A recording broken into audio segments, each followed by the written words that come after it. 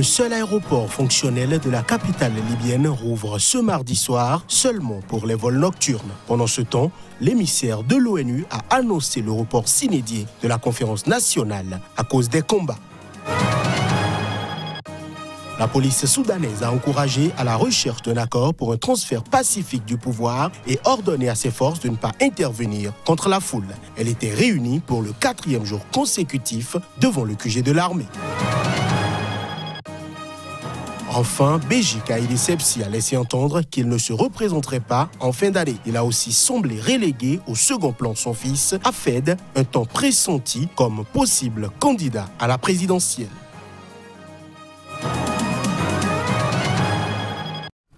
Voilà pour les titres. Nous ouvrons cette édition par un point de la situation en Libye.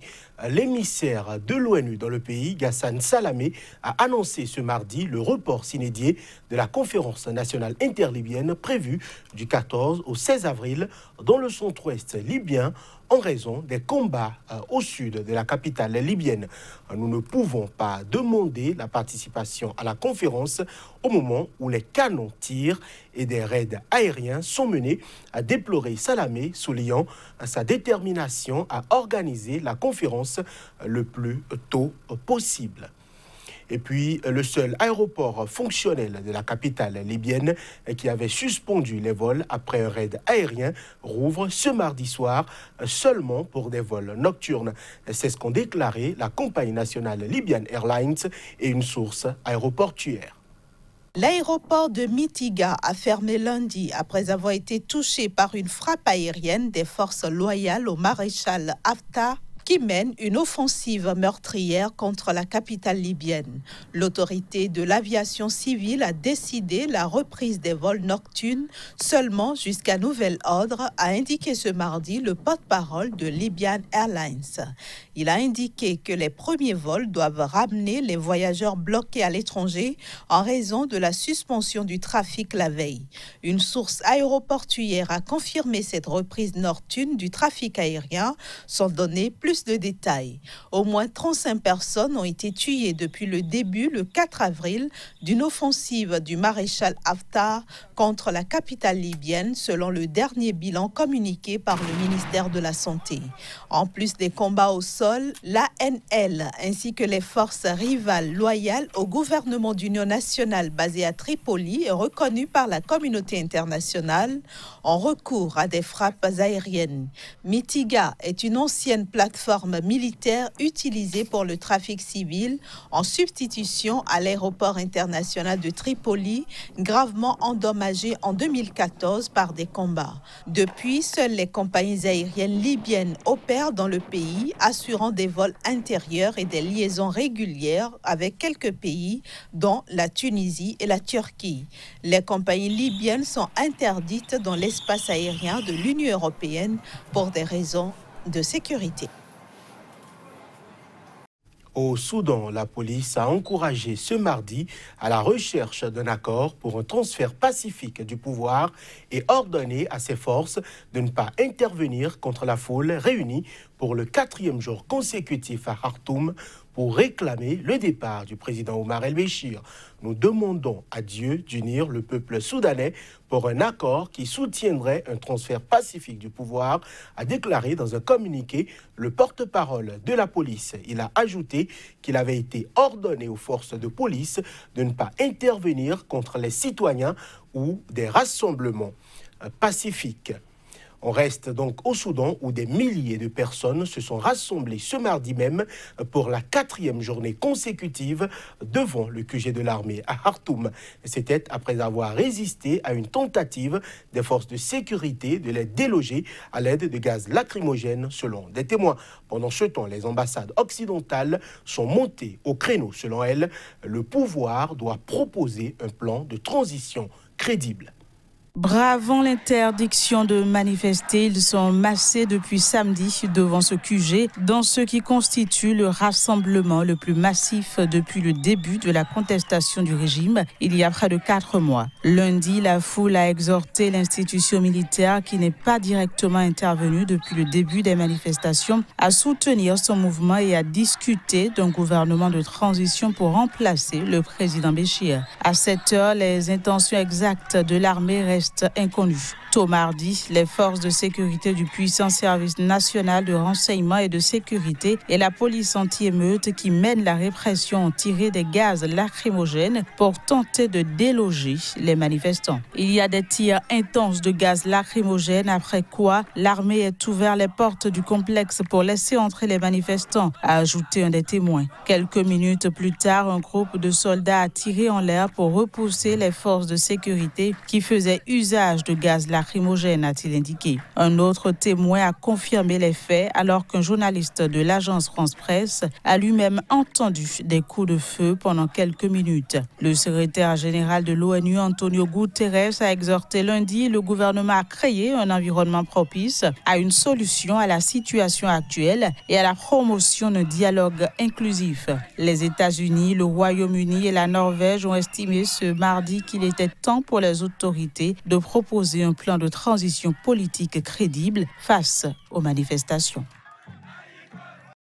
Ni deuxième mandat, ni succession dynastique, le président tunisien Béji Caïd Essebsi a laissé entendre qu'il ne se représenterait pas en fin d'année. Il a aussi semblé reléguer au second plan son fils Hafed, un temps pressenti comme possible candidat. En poste depuis 2014, Béji Caïd Essebsi a lâché une phrase lourde de sens le week-end dernier lors du congrès de Nida Tounes, parti qu'il avait créé en 2012 dans le sillage de la Révolution. En toute honnêteté, je ne pense pas que je vais me représenter. L'âge du président faisait planer de longue date un sérieux doute sur la perspective d'un second mandat. Lors de sa prise de parole à Monastir, Essebsi a lui-même noté vouloir ouvrir la porte aux jeunes. Mais cette annonce prend une dimension particulière après la démission forcée en Algérie voisine du président Abdelaziz Bouteflika le 2 avril dernier sous la pression populaire. Se représenter aurait qui plus est constitué un pari risqué au regard de l'émiettement de Nida Tounes, parti miné par le choc des ambitions. Dans son discours samedi, Béji Caïd Essebsi a admis ses difficultés et appelé à un rassemblement de toutes les forces centristes. Il a surtout tendu la main à son premier ministre Youssef Chahed, dont il a plaidé la réintégration dans le parti. Jusqu'à son éviction en septembre dernier, Chahed était au centre d'âpres luttes de pouvoir, l'opposant notamment à Hafid Caïd Essebsi, le propre fils du chef de l'État. Et le gel de l'adhésion de Chahed à Nida a finalement été levé ce lundi. Mais il reste à savoir comment ce dernier réagira. Fin mars, le Premier ministre n'avait pas donné suite à une première main tendue par Béji Caïd Essebsi. Les partisans de l'ancien président de la République démocratique du Congo, Joseph Kabila Kabange, sont montés au créneau. Pour eux, les déclarations faites aux États-Unis par le nouveau président Félix Tshisekedi sont des attaques gratuites contre leur camp. Les détails. Lors d'un séjour à Washington, Félix Tshisekedi a demandé jeudi dernier l'aide des États-Unis pour sortir la RDC de la crise dans laquelle elle se trouve depuis des décennies. Et il avait mis en cause le pouvoir précédent, estimant avoir hérité d'un pays au bord du gouffre lors de son élection fin 2018 face au sortant Joseph Kabila. Tshisekedi a assuré que son élection avait permis l'avènement en RDC d'un équilibre qui est à encourager. Aussi a-t-il déclaré vouloir déboulonner le système dictatorial qui était en place en combattant la corruption, la gabegie, la mauvaise gouvernance et les arrestations arbitraires. Dans un communiqué, le Front commun pour le Congo FCC, qui rassemble les chefs de la coalition pro-Kabila, fustige la gravité des attaques gratuites et des accusations infondées dont il ne cesse de faire l'objet de la part des personnalités qui sont pourtant aujourd'hui aujourd'hui ses partenaires. Les deux camps ont signé un accord de coalition gouvernementale pour gérer ensemble après les élections générales du 30 décembre, donnant Tshisekedi vainqueur de la présidentielle et attribuant au FCC l'écrasante majorité des sièges à l'Assemblée nationale et au Sénat. Le FCC regrette la teneur de certains propos militants tenus par le chef de l'État à l'occasion de cette visite aux États-Unis, indique le communiqué. Toutefois, le FCC a salué les perspectives de coopération bilatérale et l'intérêt partagé de la RDC et des États-Unis en vue du renforcement de la paix, de la sécurité et de la stabilité dans la sous-région des Grands Lacs africains. Mesdames et messieurs, cette édition se poursuit au Bénin face à l'impasse politique et la morosité économique. Les femmes ont décidé de donner de la voix à travers une marche qu'elles ont annoncée pour ce mardi. Elles entendaient interpeller l'autorité sur la question, mais hélas, tout a tourné très court. Les images. Tout était mis en place pour le bon déroulement de la marche. Les femmes ont prévu prendre départ de la Bourse du Travail autour de 8 heures pour dénoncer à travers cette action leur exaspération. Les mamans n'entendent plus garder silence sur les difficultés qu'elles rencontrent au quotidien. Avant même le démarrage, Thérèse Wamwa, qui est à la tête de cette marche pacifique des femmes ce jour, a été interpellée avec un syndicaliste venu apporter son soutien aux marcheuses. La police aux ordres de Talon, le tyran vient d'arrêter Thérèse Wamwa. Et ils ont aussi arrêté un vieux qui était arrivé à la bourse du travail fortuitement, qui ne faisait rien. Ils l'ont enlevé, ils l'ont emporté. Ils ont emporté aussi Thérèse. Mais nous disons, s'ils ne libèrent pas Thérèse, Thérèse est l'icône des femmes combattantes au Bénin. Pendant que Thérèse faisait le combat, Talon peut-être n'était pas encore né. Il n'est pas poisson. Il n'était pas encore né.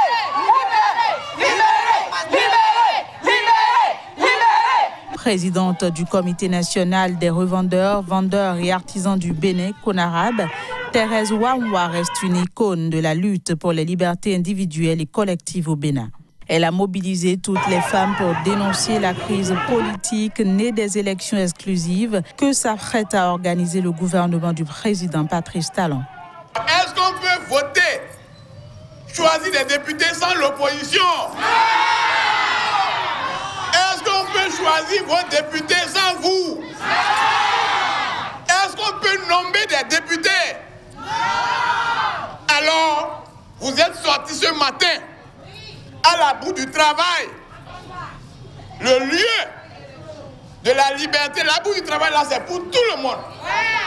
Les manifestantes entendent revenir les tout prochains jours pour muscler la lutte tant que leur revendication ne trouvera écho favorable. Seulement, c'est sans compter avec la détermination d'une police décidée à tout réprimer.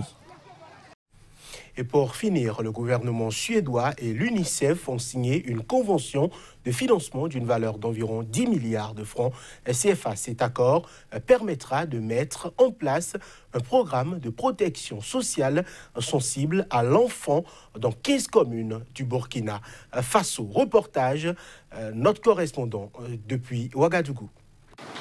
Allez. Voilà. L'UNICEF, avec le soutien financier de la Suède, signe ainsi une convention de financement d'une valeur d'environ 10 milliards de francs CFA pour la mise en place d'un programme de protection sociale sensible à l'enfant dans 15 communes du Burkina Faso. Encore une fois, un facteur de vulnérabilité, c'est par exemple le manque d'accès à la santé, le manque d'accès à l'école, le manque d'accès à l'eau, etc., etc. Plus vous avez de ces facteurs de vulnérabilité, plus bien sûr vous êtes vulnérable. Donc on va travailler sur tous ces facteurs de vulnérabilité, ce qui veut dire que c'est un travail multisectoriel. Dans la pratique, le dit programme entend lutter contre la pauvreté multidimensionnelle afin d'améliorer la réalisation des droits des enfants et renforcer le dispositif national de protection sociale en vue d'aboutir d'ici à 2022 à la mise en place d'un socle de protection sociale. Un plan stratégique qui a été élaboré avec l'appui de l'ambassade du Suède et toute la facilitation de l'UNICEF. Et c'est ce qui aboutit aujourd'hui, en tout cas, à la signature de cet accord qui montre vraiment une phase opérationnelle de mise en œuvre de tout ce. Ce programme, donc, selon l'UNICEF, va permettre de rompre avec la chaîne de pauvreté multidimensionnelle, mieux de donner la possibilité aux parents et d'offrir un meilleur avenir aux enfants. À terme, ce sont 3 700 ménages, dont 11 100 enfants, 50% de garçons et 50% de filles, dans 15 communes du Burkina Faso, qui vont bénéficier de ce programme de protection sociale sensible à l'enfant. Et c'est sur cet élément de Claude Romba, notre correspondant à Ouagadougou, que nous refermons cette édition. Merci de l'avoir suivi.